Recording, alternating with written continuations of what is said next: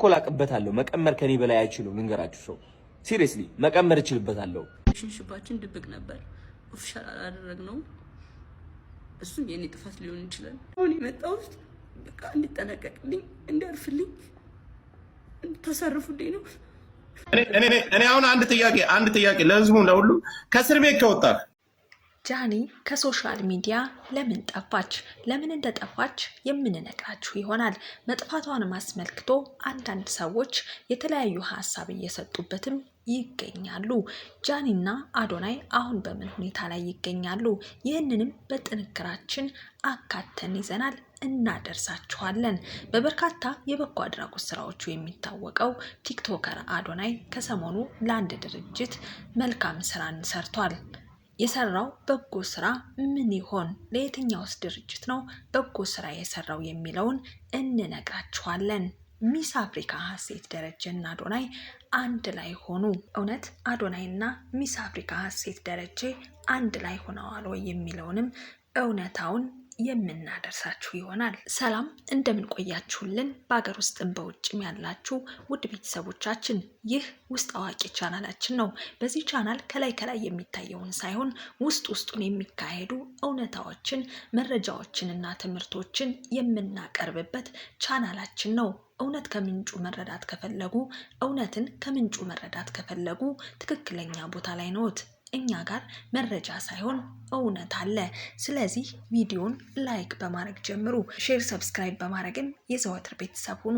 እንዲሁም የለቀቅናቸው ቪዲዮዎች በቀጥታ እንዲደርሳችሁ የደወል ምልክቷን በመጫን አብራችሁን እስከ ፍጻሜው ዝለቁ። ጃኒ ሰሞኑን ጆን ዳንኤል አካውንቴን አዘጋብኝ ከማለቷ ጋር ተያይዞ ጆን ዳንኤል ስለ ጃኒ ያወጣቸውን ሚስጥሮች ተከትሎ ይህም ጃኒ ከአዶናይ ጋር ሆና ከጆን ዳንኤል ጋር የፍቅር ወሬ ታወራ እንደነበርና ራቁቷን ሆና በቪዲዮ እንደምታወራውና ከአዶናይ ላይም ቺት ታረግበት እንደነበረም በይፋ ቲክቶክ ገጹ ላይ ተናግሯል። በዚህም ታዲያ በርካቶችን ያስቆጣና መነጋገሪያ መሆኗ ሰንበትበት ብሏልም። በተለይም በብዙዎች ዘንድ ተቀባይነት ያለው አዶናይ ላይ ተማግጥበት እንደነበር ሲሰማ በርካቶችን አስቆጥቷል። ታዲያም ጃኒ የፈጸመችው ድርጊት በሶሻል ሚዲያ ይፋ ከወጣ በኋላ ከሶሻል ሚዲያ ጠፍታለች። መጥፋቷን ማስመልክቶ ተመልካቾች ከሁለት ጎራ ተከፍለው ሀሳብና አስተያየት እየሰጡበት ይገኛሉ። ገሚሶቹ ጃኒ ከሚዲያ የጠፋችው አርግዛ ነው፣ ከአዶናይ ላይ ቺት ስላደረገችበት ታረግበት ስለነበረም አዶናይ ልጁን እንዳልተቀበለና የጆን ዳንኤል ልጅ ሊሆን ይችላል፣ ስለዚህም አልቀበልም ስላላት ለከፍተኛ ጭንቀትና ድብርት ውስጥ እንደምትገኝም ይናገራሉ። ሌሎቹ ደግሞ ማበረታቻ የሚመስሉ ቃላትን አይዞሽ ከጎንሽ ነን በሚል መልኩ የድጋፍ ሀሳብ አስቀምጠዋል። ታዲያም ጃኒ ከሳምንት በኋላ ዝምታዋን ሰብራለች። አካውንቴ ዋርኒንግ ላይ ነው፣ ከሰሞኑ የተፈጠረውን ነገር አስመልክቶ ከሚዲያ ጫጫታ ማረፍ ፈልጌ ነው። አንድ ሳምንት የጥሞና ጊዜ ወስጄ ወደ ራሴ ተመልሻለሁ። በሚዲያ ላይ አርግዛለች እየተባለ የሚነዛው ወሬ ፍጹም ከእውነት የራቀ ነው ስትል ተናግራለች።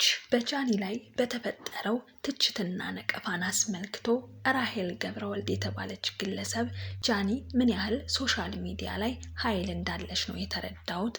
ወዳጆችሽ በየሰው ቤቱ ላይቭ እየገቡ ጃኒ እያሉ የቢራቢሮ ምስል እየላኩ ጃኒን አምጡልን እያሉ ነው። እናማ ጃኒዬ ትንሽየዋ ቆንጂየዋ እርግቧ ከሚጠሉሽ ይልቅ የሚወዱሽ ወዳጆችሽ ይበዛሉ፣ ብዙ ወዳጆች አሉሽ ስትል ትቀጥላለች። ሁሉም ስለ አንቺ ያወራል። ለአንድ ሳምንት ስራ ፈቶ አንቺ ግን ምን ያህል ኃይል እንዳለሽ አውቀሽዋል። ስለዚህ ቀና ብለሽ ጠላቶችሽን ወደ ታች እያቸው። ሌላ ሴት ቢያመጡም አንቺን የምትተካ ይመስላቸዋል። አንቺን የሚተካ ማንም የለም። አንቺ ጃኒ ነሽ። አንቺን ማንም መሆን አይችልም። የአንቺ ስጦታ በሰዎች ዘንድ መወደድን፣ ስኬትም እውቅናም ከፈጣሪ ነው። ገና በልጅነትሽ ሁሉን ያደረገልሽ እግዚአብሔርና የምትወጂው መልአኩ ቅዱስ ገብርኤል ነው። ነይ ካለሽበት ውጪ፣ ወደ ነበርሽበት ራስሽ ተመለሺ። ለማን ብለሽ? ይህ ህዝብ ወደ ነፈሰበት ለመንፈስ ህዝብ ደግሞ መጨነቅ ስላንቺ ለማንም ምንም የማብራራት ግዴታ የለብሽም። አታብራሪ። አንቺና ፈጣሪ ጋር ነው እውነቱ ያለ። አጥፍተሽም ከሆነ ፈጣሪሽን ይቅርታ ጠይቂ። የምህረት አምላክ ደግሞ ይቅር ብሎሽ እንደ አዲስ አድሶሽ ከእንደገና ትመለሻለሽ። የኔ ቆንጆ ነይ ጃንዬ፣ ተናፍቀሻል፣ እንወድሻለን። ከእንደገና ትመለሻለሽ። የኔ ቆንጆ ነይ ጃንዬ፣ ተናፍቀሻል፣ እንወድሻለን። በተለይ ሴት ሆናችሁ ስለ ሴት መጥፎ ንግግር የምትናገሩ አድቡ፣ ተቆጠቡ ስትል መልእክቷን አስተላልፋለች። ሚስ አፍሪካ ሀሴት ደረጀና አዶናይ አንድ ላይ ሆኑ። ዘርዘር አድርገን እውነታውን ስንመለከተው ትላንትና አንድ አፕ በማርክስ ኪችን ሬስቶራንት ይመረቅ ነበር። እዛ ምርቃት ላይ ከጃኒ ጋር ሳይሆን አዶናይ ከሚስ አፍሪካ ሀሴት ደረጀ ጋር ታይቷል። ብዙ ሰው ይህንን ምስል ተመልክቶ ግንኙነት ጀመሩ ወይ ብለው የጠየቁንም አሉ። እስካሁን ባለው ምንም ግልጽ የሆነ ነገር የለም። ጀምረዋል አልጀመሩም የሚለው ጉዳይ አልታወቀም። እንደውም የሰማነው አዶናይ ለጃኒ ቀለበት ሊያረግላት ነው፣ አልተጣሉም፣ አብረው ናቸው የሚል ነው። ስለዚህ ከሚስ ሀሴት ጋር ያለው ጉዳይ እስኪጣራ ድረስ ስማቸውን ባናጠፋ መልካም ነው። ከሆነም ደግሞ ተስማምተውና ተነጋግረው ያለውን ነገር አጥርተው ያሳውቁናል። እስከዛው ድረስ ግን አዶናይና ጃኒ አብረው ናቸው። በበርካታ የበጎ አድራጎት ስራዎቹ የሚታወቀው ቲክቶከር አዶናይ ከሰሞኑ ለአንድ ድርጅት መልካም ስራን ሰርቷል። የሰራው በጎ ስራ ምን እንደሆነ በዝርዝሩ የምነግራችሁ ይሆናል። ለየትኛውስ ድርጅት ነው በጎ ስራ የሰራው የሚለውንም እንዲሁ አካትቼ በጥንቅር ውስጥ ይዣለሁ። ዝርዝሩን እንመለከታለን።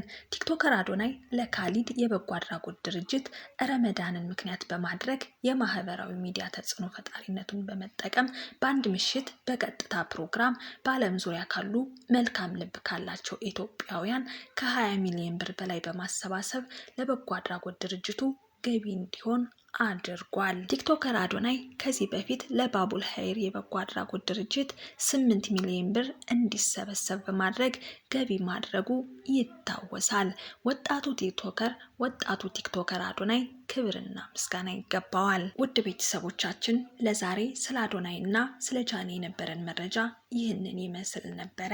አብራችሁን እስከ ፍጻሜው ስለዘለቃችሁ እያመሰገንሁ ቪዲዮን ላይክ፣ ሼር፣ ሰብስክራይብ እንድታረጉ እያሳሰቡ እንዲሁም የለቀቅናቸው ቪዲዮዎች ደግሞ በቀጥታ እንዲደርሳችሁ የደወል ምልክቷን እየተጫናችሁ ስል ላሳስባችሁ በድጋሚ እወዳለሁ። ለዛሬ ይህንን ይመስላል። ሰናይ ጊዜ